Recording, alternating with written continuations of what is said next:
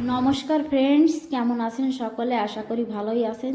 চলে এসেছি আবার রান্নার সঙ্গে। এখানে নিয়েছি 1 কিলো পটলগুলো পরিষ্কার করে সাইডের ছিলকাটা ফেলে দিলাম। সবগুলো পটল পরিষ্কার করে নিয়েছি। সঙ্গে নিয়েছি আদা, কাঁচা লঙ্কা। পটলগুলো কাটার আগে ধুয়ে নেব।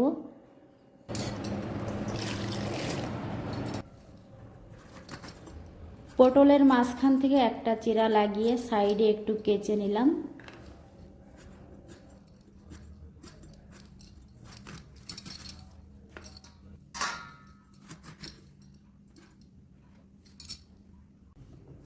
নিয়েছি নারকেল কোড়া। পটলগুলোতে লবণ হলুদ লাগিয়ে নিলাম। কড়াইতে তেল দিয়ে দিয়েছি। তেল গরম হয়ে গেছে, পটলগুলো ভাজি করে নামিয়ে নেব। আজকের রেসিপি হলো পটল পোস্ত নারকেলের দুধ দিয়া।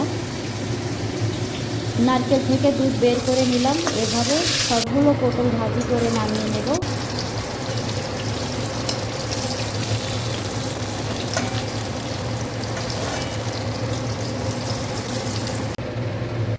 পোস্তর সঙ্গে অন্য অন্য মশলাগুলো বেটে তৈরি করে নেব। কড়াইতে তেল দিয়ে দিয়েছি। তেলের উপরে একবারই তড়কা লাগিয়ে দেব।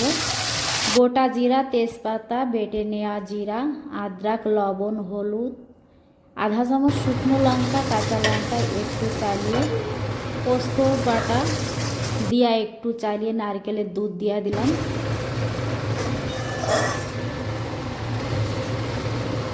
মশলা ভাজি হয়ে গেছে। এক চিমটি চিনি দিয়া ভেজে নেওয়া পটল নিয়ে মশলার সঙ্গে কিছু সময় চালিয়ে নিলাম।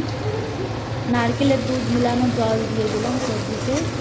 কিছু সময় চালিয়ে সবজির রসটা শুকিয়ে নিলাম। 2 মিনিটের জন্য ঢাকা দিলাম। ঢাকনা সরিয়ে নিলাম। সবজি তৈরি হয়ে গেছে। চাউল ভাজি করে গুঁড়ো তৈরি করে নিয়েছি। 1 চামচ সবজির উপরে ছড়িয়ে দিলাম। গোটা গরম মশলা পাউডার ছড়িয়ে দিলাম। রেসিপি তৈরি হয়ে গেছে, নামিয়ে নিলাম। কুড়িয়ে নিয়ে নারকেল উপরে ছড়িয়ে দিলাম সবজি তৈরি খাওয়ার জন্য।